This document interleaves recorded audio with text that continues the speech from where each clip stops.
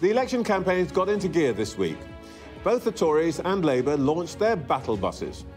Almost immediately, the wheels started to come off both campaigns. Labour ran into trouble when it looked as though the first black woman MP, Diane Abbott, was about to be thrown under the bus. The U-turn took 3 days. The Tories need to pick up speed, but they've got some heavy baggage. Record hospital waiting lists and small boats crossing the Channel are weighing down their poll ratings. And while the big parties wrestle for control of the steering wheel, nationalists in Scotland and Wales are threatening to throw a spanner in the works. Shadow Home Secretary Yvette Cooper joins us after a difficult week for Labour following the rows over Diane Abbott and other left-wing candidates. Keir Starmer says he promises to bring down immigration if elected. The country's heard many a pledge like that in recent years, but can Labour deliver? Victoria Atkins is the Health Secretary. She joins us after a far-from-perfect campaign so far for the Conservatives. There's yet another poll out this weekend showing the party languishing 20 points behind Labour. Is there anything they can do to turn things around? In Scotland, Labour now leads the SNP in polling after a very difficult 18 months for the Nationalists. We'll speak live to the party's leader here in Westminster, Stephen Flynn. And Rhino ap Arwath is the leader of Plaid Cymru. The Welsh Nationalist Party recently pulled out of a support deal with Labour in the Senedd. We'll discuss the party's platform for the coming election. Plus, with us throughout the show, a trio of distinguished insiders. Broadcaster and journalist Andrew Marr, the former Conservative advisor Joe Tanner, and the executive editor of Politico and host of the Power Play podcast, Anne McElvoy.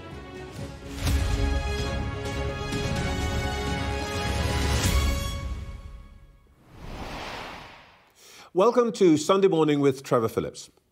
This is my 11th general election.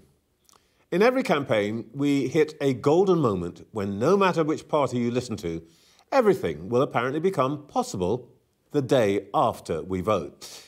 This time, after July the 5th, there will be no tax rises, ever. After July the 5th, hospital waiting lists and mortgage rates will fall.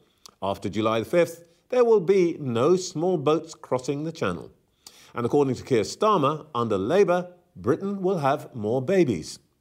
All this can be yours as long as you do the right thing on July the 4th. Much as I hate to be a party pooper, I'm contractually obliged to remind our guests of some things that they'd rather not talk about. First, there is no money. Second, they all seem to sign up to basically the same spending plans, which imply either heavy cuts in public services, or tax rises, or borrowing. Third, net migration has risen steadily for decades and is now running at its highest level ever recorded. And last, nobody believes politicians' promises. They're even less trusted than journalists, and hardly anybody likes us.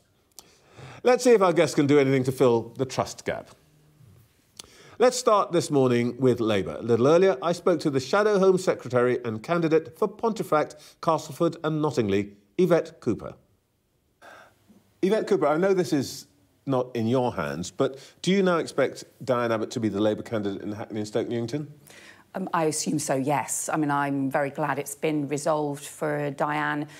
She continues to be a very important figure in the Labour Party. All the things that she's done, the campaigning work that she continues to do. So I'm glad this has been resolved. She's a long-time colleague of yours. How do you feel about the way she's been treated? I think everybody would have liked to see the process speeded up, but I think I'm really glad that it's resolved now. It's not just Diane's often talked about as a trailblazer, but it's also some of the key things that she has done along the way. She was crucial in exposing the Windrush scandal, for example, and so some great work. So I think it's good that that's resolved. But it's left a rather sour taste in the mouth, hasn't it? I think as far as one could make out, a lot of Labour Party members and as far as the public pays attention to this thing, a sort of wider sense that this has all been unfair and unnecessary. Well, look, I'm glad that it's all resolved now, but I would say, having been out door knocking, pretty much every day, talking to huge numbers of people since the election was called, nobody has raised it with me on the doorstep. The things people are raising, actually the most important thing everybody's been raising is the state of the National Health Service. So I do hope you will be pressing Victoria Atkins on that because, the state of waiting lists, the really shocking... I actually have some really, really awful stories just in the last couple of days alone. Leave Victoria Atkins to me, but let's just deal... I hope you will, because, honestly, somebody paying £13,000 for a knee operation because they couldn't wait for the huge long waits they were going to have to see on the NHS. Point made. Let's just deal with one other story that's in the papers this morning. You may not know anything about this, but it is reported that seats in the Lords were being offered to Labour MPs so they could stand down and make space for the leader's hand-picked candidate. If that were true, that would be wrong, wouldn't it? Well, no party can do that, but it's not the way the system works. There's a whole process with the independent committee that will vet nominations. There have to be processes in terms of the numbers of nominations and that are designated by the Prime Minister and so on. So no party can do that or make those sorts of commitments. The thing that So Keir Starmer can't promise anybody a seat in the House of Lords? That's not the way the system works. The thing that we do know is we've seen a series of quite shocking Conservative resignation honours lists from Boris Johnson to Liz Truss, and Keir has already said that he would change the way that he approaches all of those things, and indeed he said that he wouldn't have a resignation honours list as well because it's been so distorted by the way that the Conservatives have done that. OK, let's talk about the wider issue of candidate selections. The Labour Party likes to describe itself as a broad church. Is that an accurate description of a party that has no room for Fazia Shaheen or Lloyd Russell Moyle, sitting MPs, but can accommodate Mark Logan, a Brexiteer, and Natalie Elphicke, who called Keir Starmer Sir Softy and said about you that not only have Labour got no plan of their own to tackle illegal immigration, they simply do not want to. You embrace her, but not Shaheen or Russell Moyle. Well, neither Natalie Elphicke nor Mark Logan are standing as Labour candidates. Yeah, but you welcome them as Labour MPs. And we want people to support the Labour Party. We want people who have not voted Labour in the past to vote Labour this time, because it really is time for change. We have had 14 years of Conservative chaos. They are escalating the chaos with more unfunded promises at the moment. We've got Rishi Sunak and Jeremy Hunt doing a kind of Liz Truss on steroids with the way in which they're handling things now. You're not dealing with my question. But it is, the important one is we want people who, across the country, who have not voted Labour in the past to vote Labour now. Including people who've attacked Labour? We want people to change their minds. That's what politics is about. We want to persuade people to change their minds, and we want to vote. We want people to vote Labour. Yes, it's true we have clear standards and complaints processes around having standards for candidates, and yes, it's true that Keir Starmer has changed the Labour Party after the 2019 election, and right that he should do so. That is why we are now here as a party, ready to be in the service of working people across the country. I think that's important. People who only 2 weeks ago were saying that you, personally, would let anybody into the country. So we can talk about the migration proposals because we are setting out that's really important. I just want to know something about the Labour Party. I do want to persuade people to vote Labour who haven't voted Labour before, because otherwise we won't change the country. And I think people do increasingly recognise that we are facing chaos, we are facing crisis in our National Health Service, we're facing huge damage to our economy. It is time for change, and that is what Labour is setting out. One last point on Labour. One of your opponents, who earlier this week predicted that you'd let Diane Abbott stand again, said that if Keir Starmer can't even stand up to Diane Abbott, what's he going to do when he's faced with Vladimir Putin or Donald Trump? They just make stuff up, don't they? I mean, that's not made up. That's an opinion. Well, what are they How do you respond to it? I mean, literally, are they trying to compare Diane Abbott to? To phone calls? Oh, come on. You know what I'm asking you? If Keir Starmer, who said day after day earlier this week, nothing to do with me, I'm not going to touch it, it's going to be decided by the National Executive Committee next week, then, when the pressure hit, suddenly decided, U-turn, it's OK? No, what he said was all the way through was that there had been no decision to prevent Diane from standing, and I think that was right. So, you know, this has been resolved now. But no, what he said was, it's not up to me, and then suddenly it was up to him. Yeah, but I think, look at Keir Starmer's record, right? The way he has I'm looking at his record of this week. The way he has changed the party compared to 2019 is huge. The yeah, work that he has done, you and I... with what happened this week. But this First is he said, nothing to do with me, it's somebody else's decision, and then suddenly, 2 days ago, he decided it was his decision. Yeah, I think, look... this is resolved, okay. And I'm glad that it was.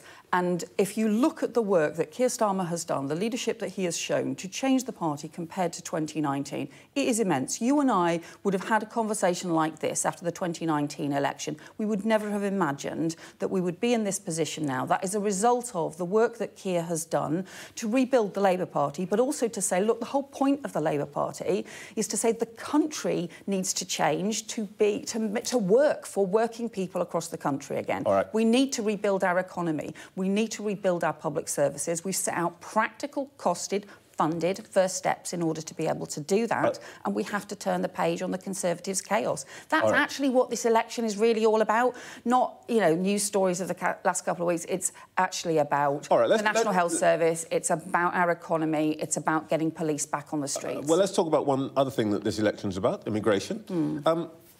You'll inherit an annual net migration figure of something north of 670,000. Is that too high? We think that migration should come down, and that's the plan that Keir is setting out is in order to bring net migration down. It has trebled in the last 5 years under the Conservatives, and right at the heart of that is a big increase in work migration, and that's because there's been a fundamental failure to tackle skills shortages, to deal with some of the problems in the labour market. And just to give you one example, which just, to me, sums it up, is engineering apprenticeships have halved and engineering visas have doubled.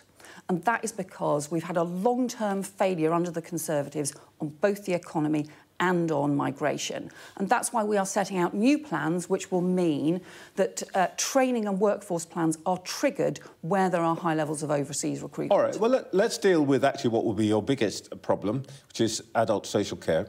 There are 300,000 foreign workers in the adult social care workforce. There's about 1.5 million people. And there are about 180,000 vacancies this weekend. Are you seriously promising that you can train nearly 500,000 people to fill those vacancies and substitute for the foreign workers? I mean, your plan is great to have training and so on, but it's going to make no dent at all in the immigration numbers. Well, we will continue to have a health and social care visa. And immigration has always been important to this country, including for international talent and for different areas, but it needs to be properly controlled and managed. So you want to bring down the numbers, but it's OK to have 300,000 foreign workers in social care? Hang on a second. So we've got people who are working here and who are doing a great job here, and that's really important, and we should value the work that people who have come here from abroad are doing as part of our vital public services.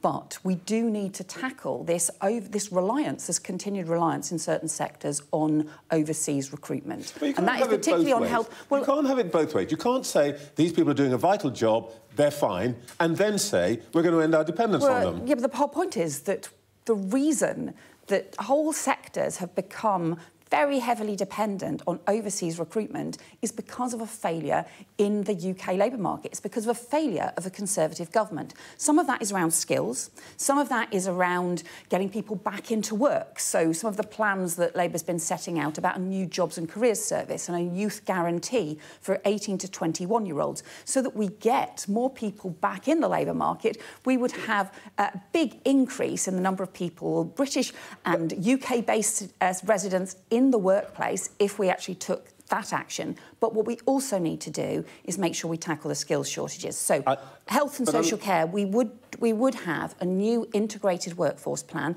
for health and social care that would involve better training. For 500,000 people? It would also involve fair pay agreements in social care as well. So we do need to make those improvements, and we do need to have a long-term plan. Otherwise, we're going to just continue to see these failures in the economy as well as in the migration system. There's a lot of tough talk in your press release today about cracking down on bad bosses. I had a look at the numbers here. The Department of Business lists just 500 employers out of 1.1 million in this country who paid below the national minimum wage, which is the indicator that you have selected. And that's less than 1/20th of 1% of all employers. The plan that you're putting forward will have absolutely no impact on that 670,000 total, will it? So this is an issue about standards, and if you have employers, I understand, but it's important. So you're putting I'll come back to the solution to the immigration issue. Well, let me come back to the issues around the training and the overall net migration thing. Just on the standards issue is really important, because if you have employers who are breaking employment law, that actually means there's a greater likelihood that they're going to be exploiting people. They shouldn't be able to just recruit from overseas. We know that there has been a pattern for many years of employers exploiting overseas workers and overseas recruitment and using migration to undercut pay and conditions. We need to be clear, we are putting an end to that. We used to have this 20% discount that on overseas recruitment that the Conservatives brought in. We campaigned to get rid of that. Okay. What's been going on under the Conservatives is they've been running effectively a free market, unregulated migration system around work. We're saying you need proper controls in place. So we supported the new measures that the government brought in the last few months, but we're saying we need to go further. We need to go to the heart of the issues, particularly around IT, around health and social care, around engineering, around construction. In each of those areas, we would draw up new workforce plans to make sure that we're getting the skills and the training here in the UK. May I just ask you one last question about Labour's offer, as it were, to the public, or what Labour wants to represent itself with. Your leader said yesterday that he wasn't just relaxed about people becoming rich. He was, I'm quoting here, doggedly determined that they should be rich. Not comfortable or ambition. He said rich. So Labour is the party of ambition, I suppose. Now, one issue that could torpedo this picture is that your decision to put VAT on private school fees, which a lot of aspirational parents send their children to. Now, it's reported this morning that yet another private school, a third of whose children are special needs children, has closed down because of the likelihood of fees going up if there's a Labour government. Where are those families supposed to send their children? I don't know the circumstances of that school. What I would say is I think it is fair for private schools to pay VAT like other organisations do, and for us to put that money into recruiting 6,500 more teachers for our state schools across the country, in making sure that we can get mental health professionals into our schools to deal with the mental health crisis that is haunting many of our young people as well. We know that many of these organisations have put their own fees up quite substantially over the last few years. That's for them to deal with. But I think it's really important that we have a system that says, look, this is just about fairness, and we're going to put that money into investing in the education and the life chances for all young people. It's fair, but not for parents who want to use their own money because they have their aspirations for their children. Sure, and that's their choice to do so. That is their decision. But you're not giving them a choice, you're making it prohibitive. Well, all we're saying is that private schools should pay VAT like other organisations do. That's what organisations do right across the economy, right across society. We're just saying that's fair. Now we'll use that money to give every single child the best chance in life. That is what Labour's about. That's what Labour believes in. Yvette Cooper, thank you very much for your time this Trevor. morning. Let's see what our panel made of all that. We're joined all morning by broadcaster and journalist Andrew Marr, the former Conservative advisor Joe Tanner, and the executive editor of Politico and host of the Power Play podcast, Anne McElvoy. Let's start with the story of the week, Diane Abbott. Has Labour got out of this, Andrew? Just about, very late in the day. It was a really, really embarrassing week for them. They lost, I think, 3 days of what they wanted to talk about, health and so on, because of the Diane Abbott row. It wasn't closed down nearly as early as it should have been. And I think what the people around Starmer, and maybe Starmer himself, underrated was the sentimentality of the Labour Party. Diane is a kind of sentimental totem for a lot of people in the Labour Party. That first black woman MP, she's been there for a lot of time. And even if she's on the hard left, that's not really the point. And I think there was a sense there was an element of cruelty about the way she was treated, an element of humiliation. And I think that was it was the moment when it was sort of thus far and no further for Team Starmer in terms of replacing candidates. Do you think, Joe, that this smelt a bit because it felt like somebody was trying to make a point at the expense of this particular individual? Yeah, I mean, there's no question it came across a bit of bullying of an older woman as well. That sort of sense that, you know, whatever may have gone on with Diane and the leadership in the past, even no matter what she's done, there is still a sense of fairness that people do care about. And I think the sort of botched handling made it come across as though there was an element of bullying from Keir Starmer and his team, which is not really a good look for someone who's looking to take over as Prime Minister. It's the last thing you want.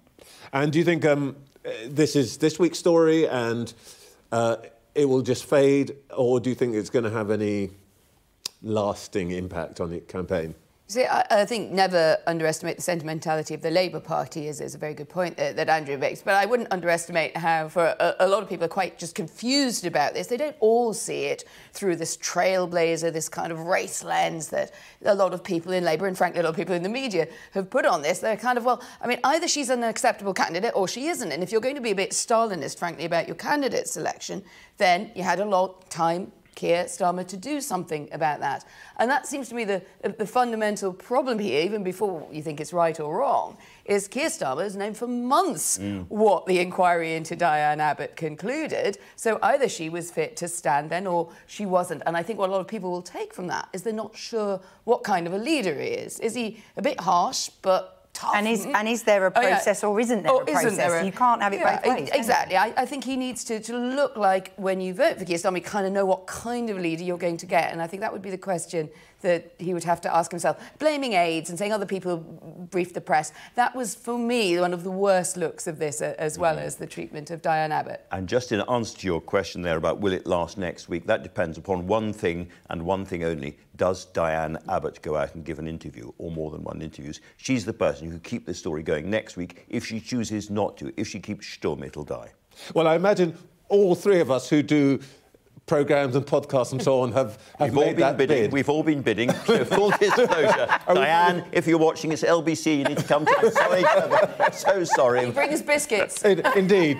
Everybody watch next Sunday. Anyway, the point is that this story clearly isn't finished. And it isn't just about Diane Abbott. There is the left-wing MP Lloyd Russell Moyle down on the south coast, Fawzi Shaheen in East London. All of these selections are going to be made during this week. I wonder what all of this is telling us about how Labour will behave in office.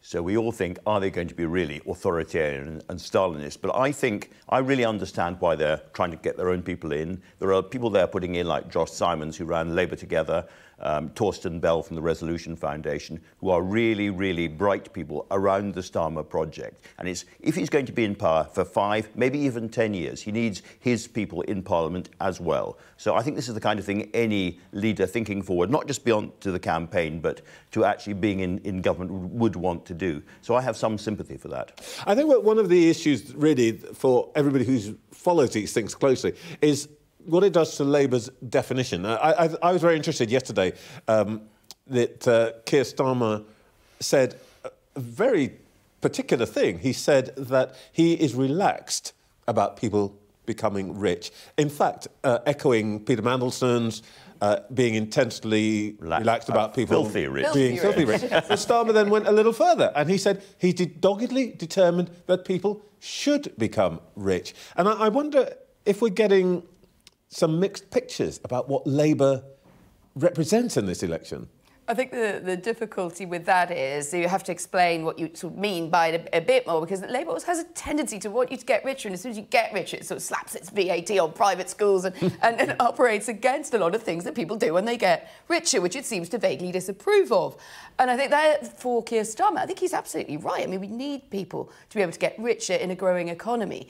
Where I'm more confused about the Labour offer is with what, you know, the old with what, dear Eliza, is like if you're going to have this growth, it's going to make everyone richer, but you've got fairly orthodox policies economically. There is not a sort of magic that happens just because you vote for a Labour government as opposed to a clearly declining Tory one. So if he says, I'd like people to get rich, and therefore I'm going to do X or Y or not do Z, and I think that will be the pressure point but that will come on who gets him. richer isn't the question, because what you don't want is a situation where the rich get richer and actually everyone else that needs that help isn't moving. The problem has been for some time, has been the divide between what are perceived as those that are struggling, you know, Theresa May and her just about managings and below, and the rich getting richer at the top end. So surely a Labour government has got to stand for closing that gap so that the proceeds of wealth are better shared for all. Give that woman a job on the front. Absolutely right. I think the other way to look at it, Trevor... They can have that one for free. What would you like if he'd said the opposite? If he'd said, I'm doggedly determined that people shall get poorer? Absolute disaster. Or that people shouldn't get richer. You know, everybody listening to him would think, well, maybe he means me. Maybe he means me getting rich. OK, I'll vote for that. You know, it's the kind of thing people say in election campaigns, which is kind of, in a sense, obvious and appeals to people that you're trying to win over. I wouldn't read too much. But if you're struggling, you would not feel that you would be richer.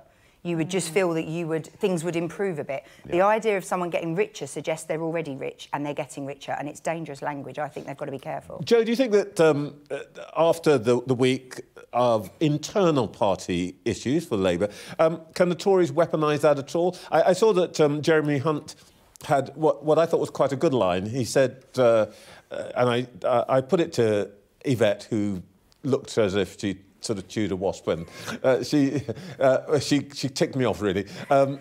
Jeremy Hunt said, if Keir Starmer can't really deal with Diane Abbott, how's he going to deal with Vladimir Putin or Donald Trump? Can the Tories weaponise this at all, or is it just yesterday's chip paper? I mean, it's an easy line, but I'm not sure it really washes. I think the idea that Rishi Sunak would be in a better position to deal with these individuals. Rishi Sunak's had his own problems with his own party and he hasn't managed to deal with them. So I think you can easily throw that, but then I'm sure the Labour attack ads will come out with a whole bunch of, you know, well, just put Liz Truss out there, quite frankly. It's not difficult, and Liz Truss is actively going out and doing it for him. She doesn't need to be asked. So I think that is already playing out for the Tories anyway, so I'm not sure it works. I think they're desperately trying to find a way to get Keir Starmer, and they haven't done it yet. Is he too old? Maybe he's too old. Maybe he's too sleepy. Has he got too much gel in his hair? Is he too middle class? Is he too... They haven't found the attack line. Is he too extreme? Hang on. The reason that it's interesting that you can come up with all of this, I mean, let's forget the hair, you know. let those of us with that perfect hair cast the first stone here. But it's because Keir Starmer does lack definition that problem exists. Well, that is exactly the issue. My point is, and I think that's going to be something that Labour, and it's unfortunate. Every party has a bad week. Diane Abbott was a bad week. But I think that getting more definition around the leader's style, and what to expect if every day you wake up and he's Prime Minister, still seems to me the work to be done in the... And the division between Angela and Keir is going to be key, because actually if it looks like there is a huge sort of schism at the centre of the leadership, that is actually the one that they will try and... I was going to ask... I wanted to ask about this. I mean, the spectre of Angela Rayner is one that I think that the Conservatives at some point are going to try to raise. And you've got a little sniff of that this week. So I think this is something that everybody from the Labour Party will hate, but there is a little bit of a connection between Angela Rayner and Boris Johnson.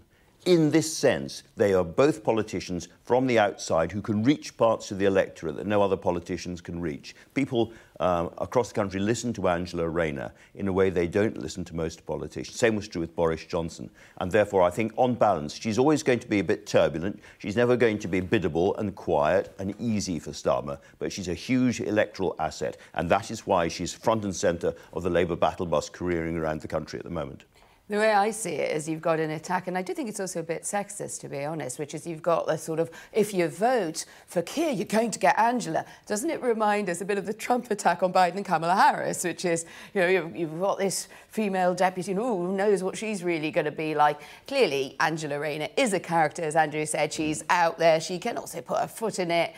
So I absolutely do get the Boris comparison. But I think the way that they're trying to go weaponise it is to say, oh, it's not just nice, solid, boring here. You get this woman into sort of... And dangerous. There are Conservative MPs that have actively said they felt very uncomfortable behind the scenes. They felt uncomfortable. They feel that it is aggressive, and it's also a little bit careful with it because she's a grafter. She's worked very classist. Hard. Yeah. All right. Yeah. OK, we will carry on with this. Actually, I want to come back to this at the end of the programme. But anyway, it is now coming up to 9 o'clock. You're watching Sunday Morning with Trevor Phillips. Labour's Shadow Home Secretary has told this programme that she assumes Diane Abbott will stand for Labour at the election, and she remains a very important figure in the party. Yvette Cooper said that Labour would crack down on employers as part of a pledge to reduce immigration. Lots more to come this morning. Shortly, we'll hear from the Health Secretary, Conservative Victoria Atkins. Plus, we'll speak to Stephen Flynn, one of the SNP's most visible figures as their Westminster leader, about what role the party could play in the next Parliament. And after Plaid Cymru launched their campaign calling for better representation for Wales, the party's leader, Rhun ap Arwerth, will be in the studio.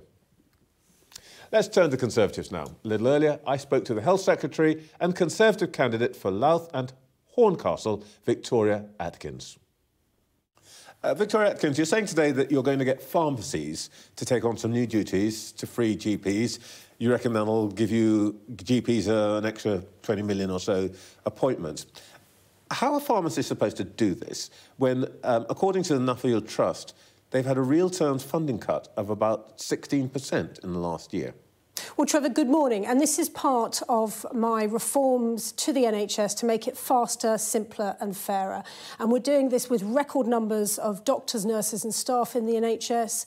We're rolling out technology across the NHS to help both staff and patients. But I also want to bring care closer to us as patients. And this includes our Pharmacy First programme, which we launched in January and has been really, has had really confident start. I want to expand Pharmacy First because it's good for patients walking in off the street for the 7 most basic conditions. We're going to increase the number of conditions that pharmacists can look after. It's also good for pharmacists because we want to use these highly skilled professionals to the top of their licence. But there's even more to this announcement today because we're rebuilding GP surgeries and CDCs. Just unpack what you've just said. Right. It's great for pharmacists. You're giving them more work and less money. Well, that's not correct because we have funded Pharmacy First to the tune of £645 million. We've seen already a good take-up. You know, we've got to scale it up. We all accept that because we've all got to understand that if we have got earache or a sore throat or sinusitis, then we can go to our pharmacist rather than speaking to our GP. That frees up GP appointments as well for more serious conditions. But we also, of course, this is funded. This expansion will be funded as well. And we're doing it in a really interesting and thoughtful way because we understand during the pandemic we had a huge increase in managers because the NHS had to cope with that. But you know you're saying this, but you know that pharmacists are saying, yeah, we'd love to do more work, but actually we literally can't afford it. And you can't force them to do it, can you? Well, I have to say, every pharmacist I've visited have seized the opportunity of Pharmacy First. We know that some 98% of pharmacists have, in fact, taken up Pharmacy First. And in the first month of it being rolled out, some 120,000 appointments were conducted by pharmacists. So that's great but that's news. Tiny by comparison with what you're promising. You're promising to free up 20 million appointments, 120,000. And I know you say in the press release when it's scaled up. You don't give us you don't give us a time scale. When do you expect to have these 20 million appointments? By the end of the next Parliament. And so part of next 5 years. Part of my job is to help people understand that if they have the 7 conditions, if, for example, they are a woman and they have a simple urinary tract infection, then they can go to their pharmacist. They don't need to go to their GP. If they have shingles, if someone has shingles, they can go to their pharmacist. And we're extending these services now so that women can access contraceptive services from their pharmacist, but also menopause help. That's really significant, I think, for, you know, rather than having to queue up, freeing up GPs, but also helping patients. And we're adding chest and skin infections to this list as well. All of this, I underline, is based on clinical advice. You know, of course, a GP will always be there if needed for more serious iterations of these conditions. It's about using our community services more imaginatively. You're painting a beautiful picture. But the point I really want to get to is, are you really doing it at the scale that the problem that you've identified demands? And let me just take you to another example. When you were last in this studio, well, we didn't get to talk about it, but you had recently launched the Dental Recovery Plan. Now, you describe this as the answer to dental deserts, places where people can't get NHS dental treatment.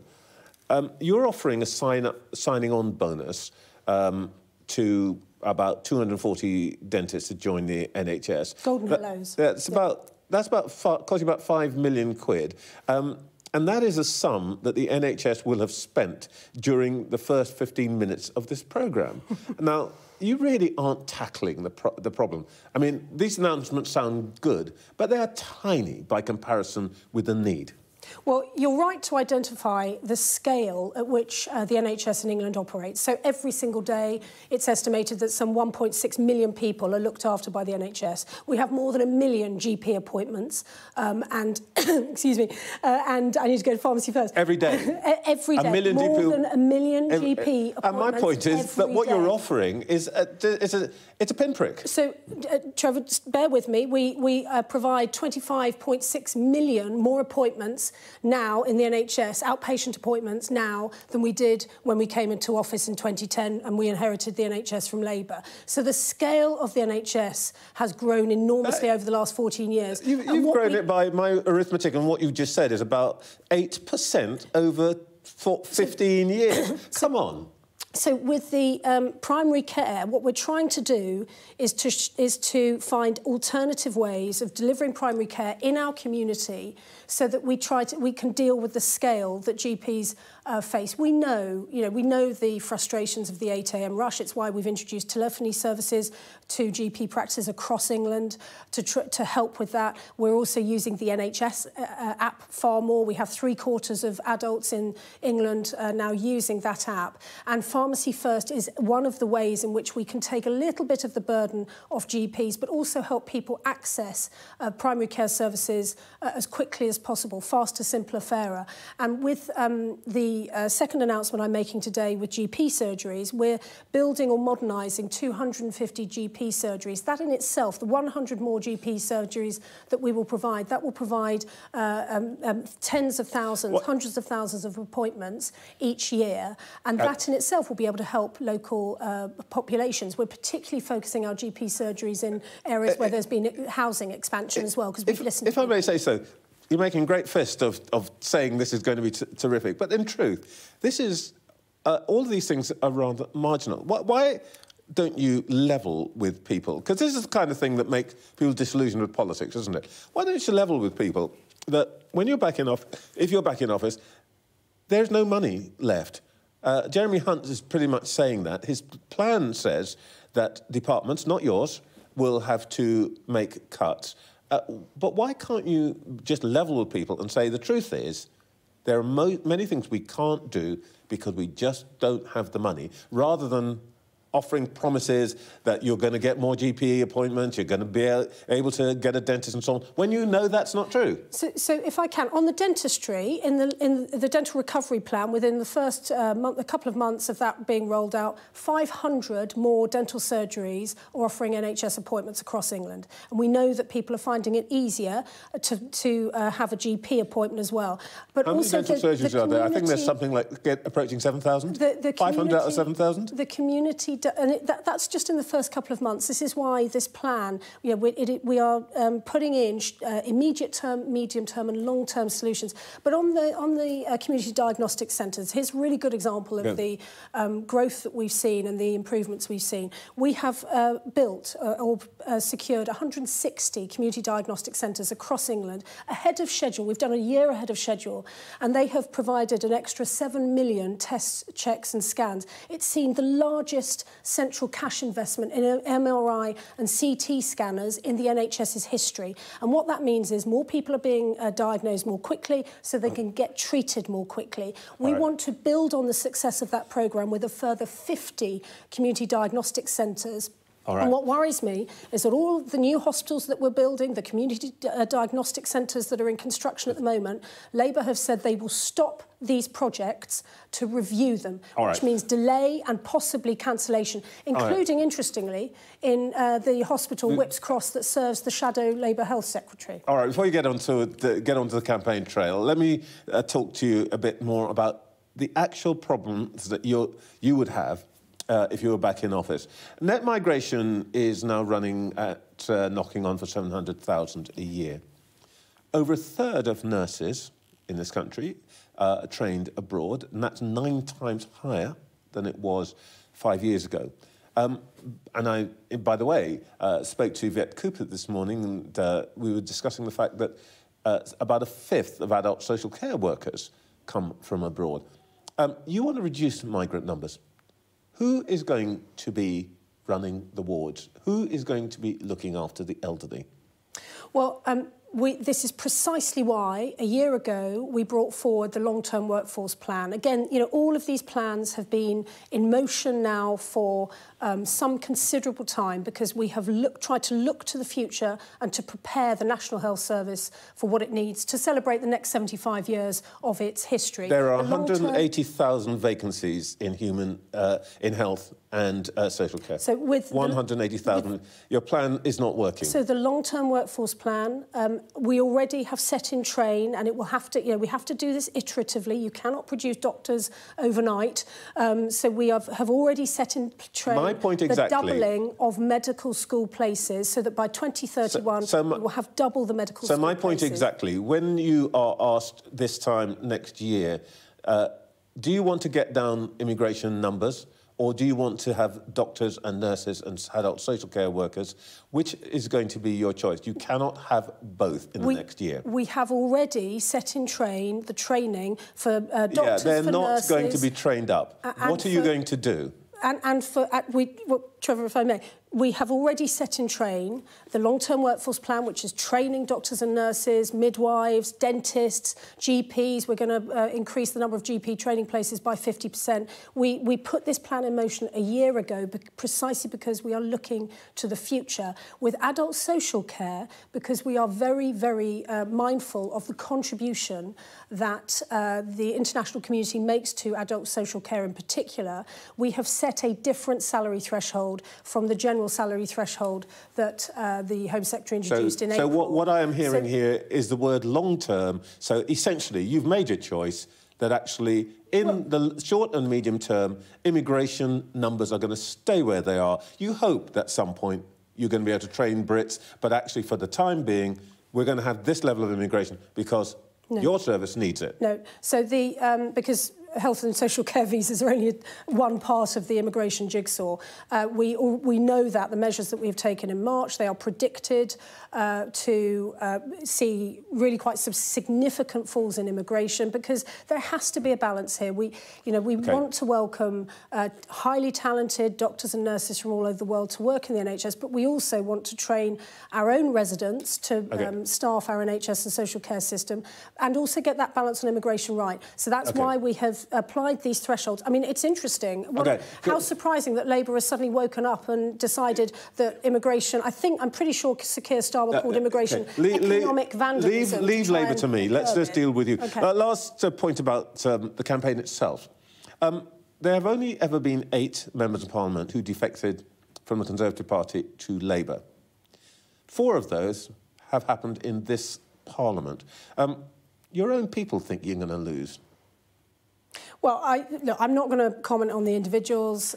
They will have had their own reasons for going. It's a great surprise, I think, to everyone, including possibly to Natalie Elphicke herself, that such a hard right Conservative politician should choose to join Labour. But then we see this week from Labour that Sir Keir Starmer can't work out whether Diane Abbott, one of his longest-standing and trailblazing members of Parliament, should in fact be a member of Parliament. He can't work it out. So it shows that there is a bit of an it will no doubt make you happy to know that Yvette Cooper tells me that they've solved that problem. Oh, well, I'm sure that's right. I mean, we see today that Sir Keir is suggesting giving out peerages to solve the problem. And interestingly, inserting some of his boys' club into those very seats from which he's ejecting women. I have noticed that. But in terms of the election going forward, we are clear, we have a plan, we are taking bold action, as indeed today I've come on your programme to talk about with the NHS. We want to make, and we are making our NHS faster, simpler and fairer. And that is because we want a secure future, not just for our country, but for our NHS. And with Rishi Sunak, we will deliver that. Victoria Atkins, thank you very much for your time this morning. Thank you. Back to our panel, Andrew Marr, Joe Tanner and Anne McElvoy. I don't normally comment on the demeanour of our guests, but when you look at the poll tracker, which is going to appear magically here, you will see that the gap between Labour in red and the Tories, if anything, is getting bigger. And what I was really struck by, Joe, is how cheerful Victoria Atkins seemed in spite of this picture. Well, that's all part of the game, isn't it? I mean, they have to be. They've got something to sell. It's interesting that, given there's been a lot of focus on the grey vote, that she's actually come out today to talk about health, which is one of the areas that, you know, despite the distractions around tax, which seem to sort of preoccupy the Tories of late, actually talking about health is probably one of the areas where the parties do need to show some distinction. But is this the kind of solution that people out there are going to see as a way to help them when they're trying to get appointments? And is health going to become one of the biggest issues for people when they're actually casting their ballot? I want to come back to this issue of, let's call it shorthand, the generation gap, because we've seen Tories on national service, Labour vote for 16-year-olds and so on at the end of the programme, because I think this is an interesting emerging theme. But sticking with one of the things we discussed, she's got a problem to do with immigration, hasn't she? The Home Secretary wants to get numbers down. She needs to keep the numbers up. Did you notice both the parties were saying the same thing really this morning, that they wanted to keep immigration down? I mean, nobody's going out there saying, actually, you know what, be chill about it, it's fine. And there is a space in the argument for that, but it's not very well occupied in this election. Otherwise, maybe the Lib Dems there, but that's marginal in the immigration debate. Where I think, as you say, there is a contradiction, and it's perhaps the more so for the government, who've been in power for such a long time, is, well, one, you didn't manage it down when you've had all these years to do so, and two, how are you going to fill those roles in the health service and in social care, which, as we noticed, hardly got mentioned at all, which played such a huge role in the Theresa May campaign. It's a problem that hasn't gone away. I noticed with Victoria Atkins that she said a number of times things like, we're starting to, you know, we're training people to start training, to start training, she said at one point. So these are very long-term schemes. They call it the long-term plan for a reason, Trevor, which is that, don't blame me if we haven't got it sorted straight away. But in fairness, I do think both parties have got that same issue. They are going to need to keep immigration relatively high to fill those roles. If they can magic it down by other means, good luck to them, but I don't think that's going to happen for a very long time. Andrew, you've got some scepticism about the polling. Well, we're living in this very strange sort of universe in this election at the moment, which is that day after day after day, people like you and I say, well, these polls are going to narrow, it can't go on like this, and day after day after day, they don't. Now, if the polls are right, big if, then we are heading for something which is more like a kind of quiet revolution than a normal election, a really big back-turning on Conservative England in particular. If Labour come up with a majority of 200 to 300, that is an extraordinary moment. And yet nobody in the Labour High Command, nobody in the Tory High Command, and almost nobody in the media is taking this at face value. We all assume it's wrong. It may not be wrong, point one. Point two, if you talk to anybody on the campaign trail, I've been talking to Labour Party friends, Tory Party friends as well, and they're both saying the same thing. It does not feel on the doorstep out there like the kind of landslide that the polls are predicting. Well, we've been hearing that too here at Sky, that there's no feeling of wipeout. How do we explain what's going on here? I've got one thought, but... I think a lot of it is a huge number of people have not made up their minds, and right at the end they're going to be sort of hold my nose and vote Tory people. Some will go to Reform, some will come back to Labour. There's a massive number of people at the heart of this argument who are simply a grey blob who haven't really decided what to do yet, and that is why the polls... And we also aren't sure. Lots of people are making assumptions that that group are going to vote for someone. There's actually a massive sort of fatigue, and actually there's quite a lot of anger out there about politicians full stop. Quite right. People are fed up. So actually, are these people going to vote for anybody? And the question is it that Reform and perhaps the Lib Dems are banking on that people are going to vote for one of them? They won't vote for one of the main parties. And I think there is, I think that is a huge problem for the pollsters actually to get right, because you just don't know on the day, the weather, what's happened that week, how people are feeling, any economic statistics that come out. There's so many factors that we just don't know if some people will just say, you know, sort of, I'm fed up with all of you. I'm just not going to vote for anyone. We just don't know where that group is. Yeah, but you're less likely to do that if you're over 55. I think Sunday Times have got some good reporting on that today. I like the way that grey vote is now described as 55. Well, I'm 47 this week, and I've spoiled my ballot for the last 3 elections. Well, I'm 21, and it really bothered me. Really? And I work in this industry, and I've been fed up for the last few elections. You can't find anybody to vote for? Yeah, and I've spoiled my ballot. I've written a message, because out there, if you're fed up, the thing to do is you write a message, and every candidate has to read it to make sure it's not a vote for them. And you can still have power. Does that mean you were spoiling your ballot while you were actually working for the Tory party? No, I'm old enough that it was a long time ago I worked for the Tory party. Well, you heard it here first. Now, of course, one of the features of the polling now is that between Labour and Tories, they're not breaking 70%. In the old days, the combined Labour and Tory vote would be knocking on 85, 90%. And I wonder if that's part of what's creating the volatility here. And at the centre of it, I think, Joe, let me ask you about this, is Reform. What do you think is going to happen to the Reform vote? Will it stand or will it get squeezed?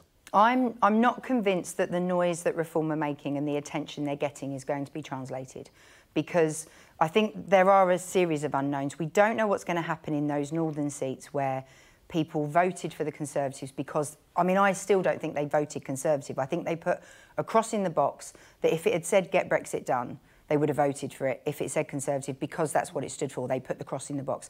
They are not people that are Tory voters that are going to be lost Tory voters. They were never Tory votes, in my view.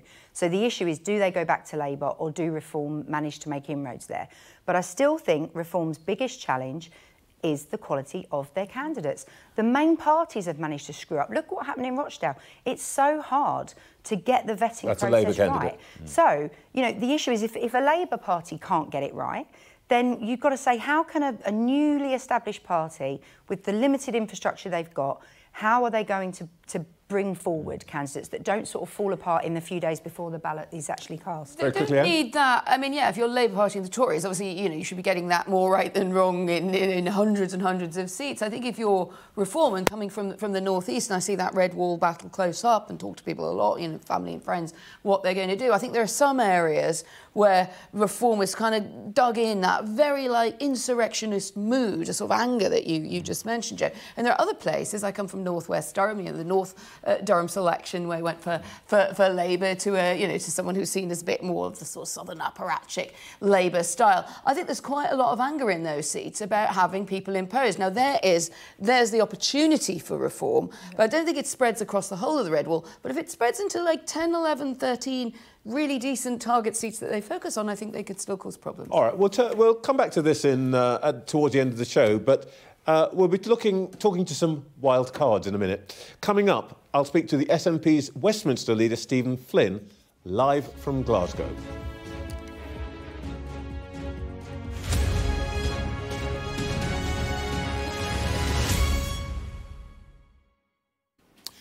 It's been quite an 18 months now for the SNP. They're on their third leader in a bit over a year. Polls in Scotland show the party is now behind Labour, but SNP First Minister John Swinney says they still consider winning most seats at the general election provides a mandate for another independence referendum. So what can the SNP achieve in the general election? I'm joined now by the party's Westminster leader, Stephen Flynn. Good morning, Mr. Flynn. Good morning, Sir Trevor. How are you? I'm very well, thank you. No titles necessary here, unless accompanied by a horse.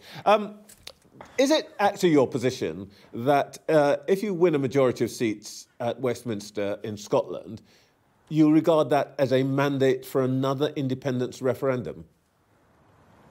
Well, of course, what tends to happen in elections, as we all know, is that the party who wins an election is able to push through and push forward with its manifesto commitments. That's something that whoever becomes Prime Minister will seek to do. And in a Scottish context, that's what we would seek to do if we were to win the election here in Scotland. So, of course, that is very much the case. But this election is about so much more than just independence. It's about making sure that we have people in Westminster who put Scotland first, who make sure that we have policies to deal with the cost of living crisis, that we have policies in place to reject austerity, and that we have policies in place to protect our NHS and grow the economy.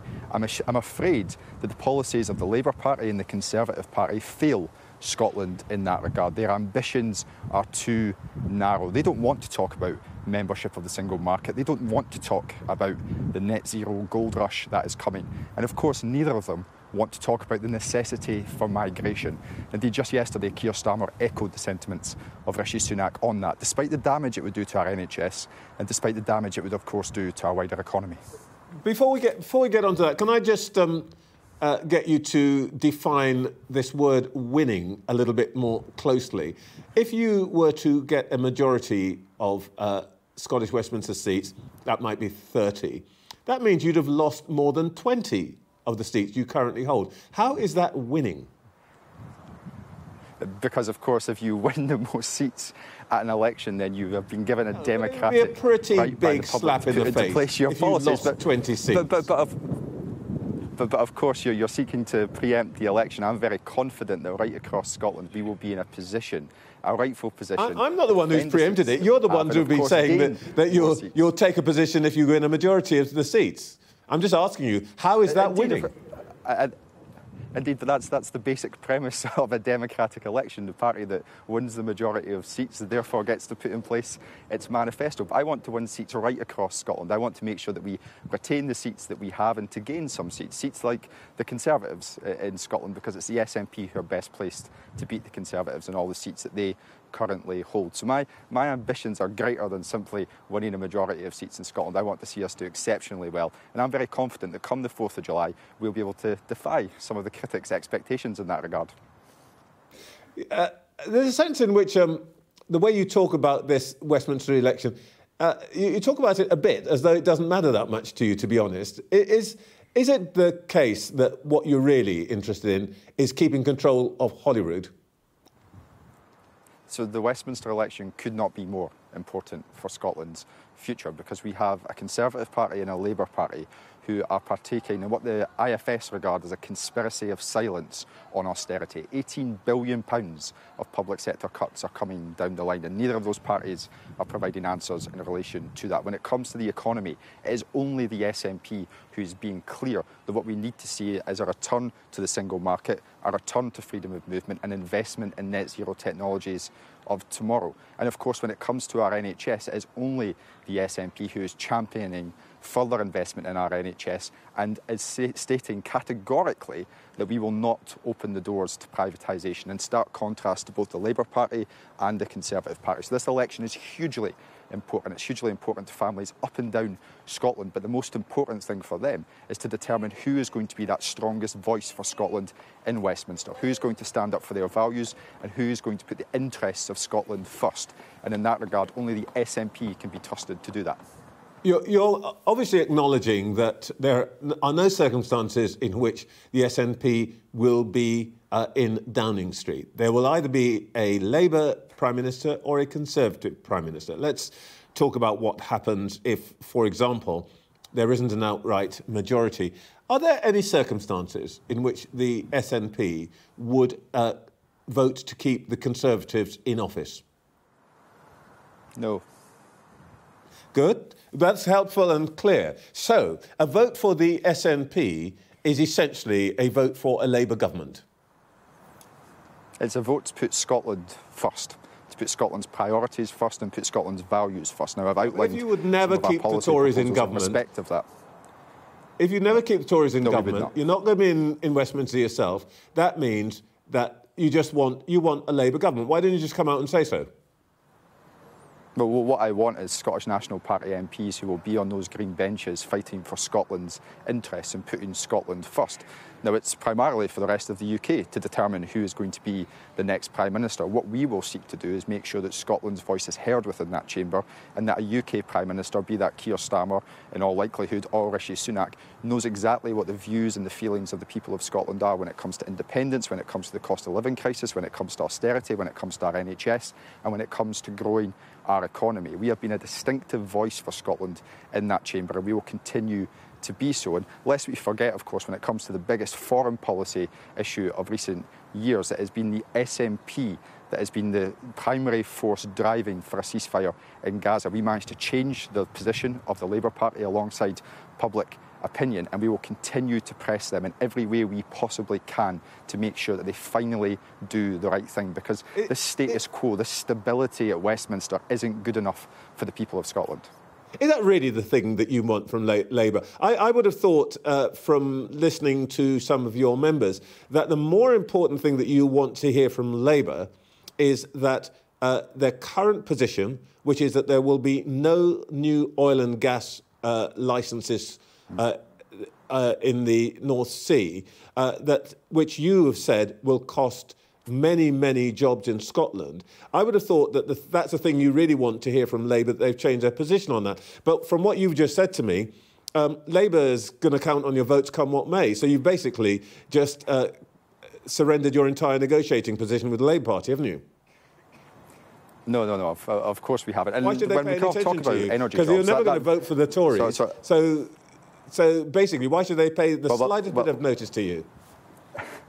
Well, of course, as you know, if we are to operate within a hung parliament, Scottish National Party MPs don't vote on issues that only affect England. And if the Labour Party can have a majority within the House of Commons chamber, they would have to come and chap on our door to try and convince us to do otherwise. But if we want to talk about energy, it's not the SNP that's saying that there's going to be 100,000 job losses as a result of the Labour Party's policies. This is industry investment experts who are saying that. And it's not just to do with ending new licences, it's to do with removing investment allowances, and it's to do with extending taxation upon the industry. 100,000 jobs. And if you take away those 100,000 jobs, you are no longer in a position to reach net zero, because the people that can do that for you, the very clever people who live in my part of the world, the ones who can drive investment and deliver that net zero future, are the ones who would lose their jobs. And they're a very transient workforce and would seek to go elsewhere to support their families, and rightly so. What the Labour Party are proposing is extremely dangerous, not just for the northeast of Scotland, but for right across Scotland's economy. It's why experts have been calling them out on it, it's why we've been calling them out on it, and it's why the public need to reflect upon the damage that their policies will do to our economy should they get in power. And of course, that's the reason why we need SNP MPs there, because if we're going to capture our renewables opportunity, we need SNP MPs there to put Scotland first in that regard. All right, the last question, if I may, and this might be an easy ask of the Labour leader. Scotland faces Germany in the opening game of the Euros. Are you going to send him a Scotland shirt to wear for the occasion? You should have one anyway. I'll be there with my Scotland top on, my kilt on, and Stein in hand, enjoying myself. And I'm looking forward to Scotland not just beating Germany, but Scotland winning the Euros. It's high time we created some history, is it not? OK, we'll let Sir Keir know. Stephen Flynn, thank you very much for your time this morning. Cheers, thank you. Still to come this morning, Plaid Cymru's leader Rhyn ap Arwyth joins me in the studio.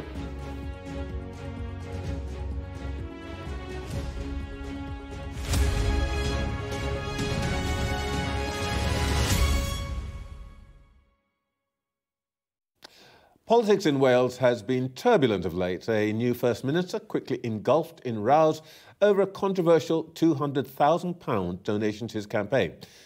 Vaughan Gething will face a vote of no confidence in the Senedd on Wednesday after just 70 days in office.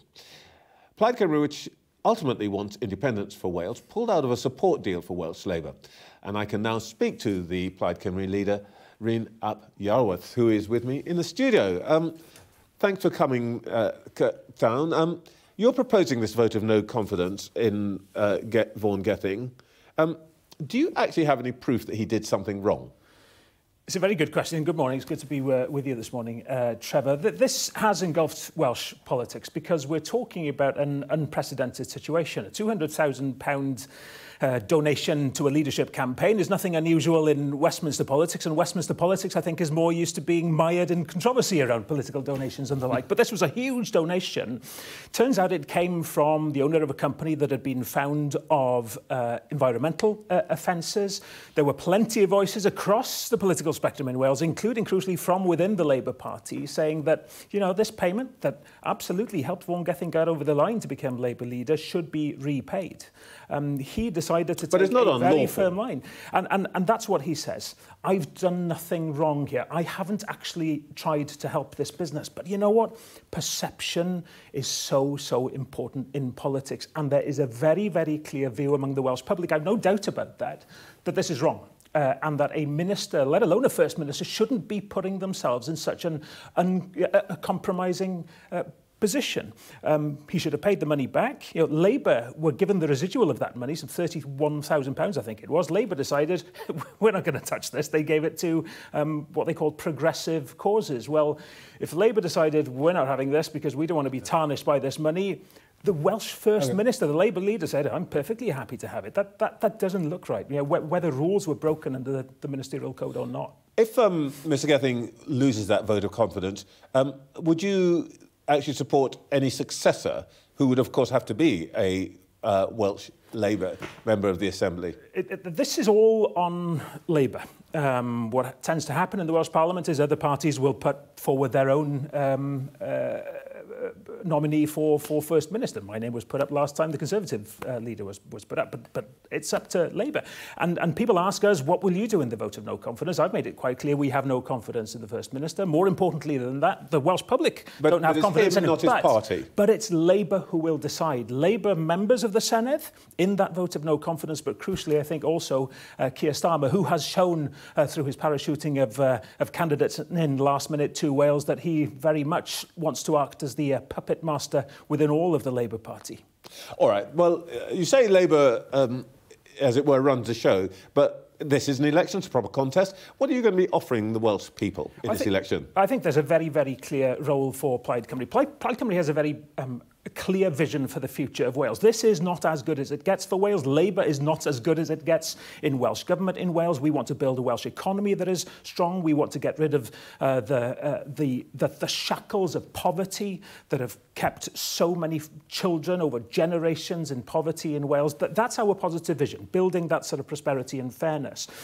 But we place ourselves in an election where we're not fighting to be the largest UK party. No, that's unlikely. Right? But we have a Conservative government that is on the way out.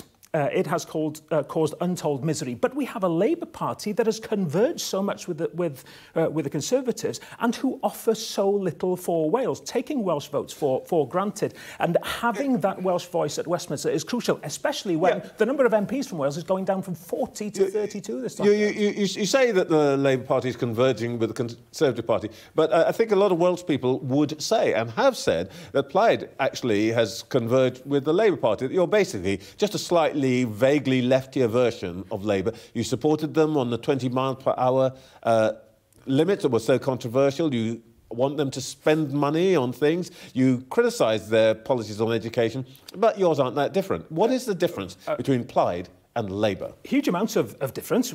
I'm a mature politician and I go into politics to do things for Welsh community. So if we can work with a government to try to persuade them to do things that they otherwise wouldn't, helping people to find homes in their communities, you know, free school meals and the like, that is a positive thing to do. And they're all Labour policies? No, they're Plaid Cymru policies that were implemented because of us cooperating with government, not supporting them. I'm the leader of an opposition party in the Welsh Parliament, holding them very firm. But I'm trying to get what it is you oppose them about. I haven't heard what you oppose them about, except this donation. Let's look at the fundamentals of our pitch in this election about fair funding for Wales.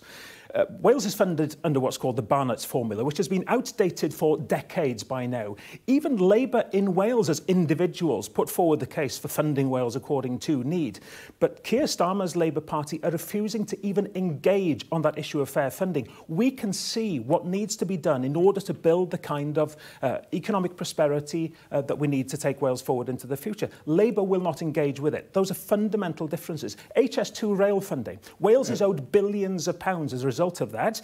You know, a rail project that was designated an England and Wales project, even though there's not a centimetre of track in Wales. Scotland and Northern Ireland get some funding additionally. We get nothing. We end up paying for HS2. Labour won't even address that injustice. That's a fundamental difference between us investing in our future. So what you're really telling me is that Plaid Cymru is different to Labour only in this respect, that actually you've got the same basic policies as Labour, but you want to spend more of UK's money on Wales.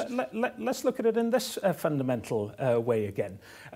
Plaid Cymru is a party, the only party in this election that offers an alternative to promote the interest of Wales and Welsh communities. I happen to think that there's a lot in what we're saying that is relevant to the whole of the UK, but we're not standing outside Wales. But we need to have that plurality of Welsh voices at Westminster making the case for Wales, because Labour never will. And because the UK is run essentially around the needs of the southeast of England, let's be honest, Wales will never be a priority. If you don't have that Welsh voice in Westminster through Plaid Cymru, we are never even going to be having those debates on how to take issues of fair funding, of economic prosperity forward. And that is so key. OK, last quick question. You've got 2 seats now in Westminster, I think. No, we have more than that. So, yeah, we won 4 at the last election. OK, 4. Yeah. You've got 4 seats. What's a good night for you on election night? Listen, our pitch is a Wales-wide one. There are areas where we are traditionally stronger, yes. This is a tough election, you know, polarised, sold as a red versus blue, which of course it is not. And our success for us will be to maximise Wales's voice. Okay. Number of MPs down from 40 to 32. More important than ever that we have Plaid Cymru there making the pitch for our communities, because nobody else will. Rena Iorwerth, I got it right, almost. Perfectly. Thank you very much for your time this morning. Good to see you. Right, now, still to come, our panel will be back with me to share their views on this morning's interviews.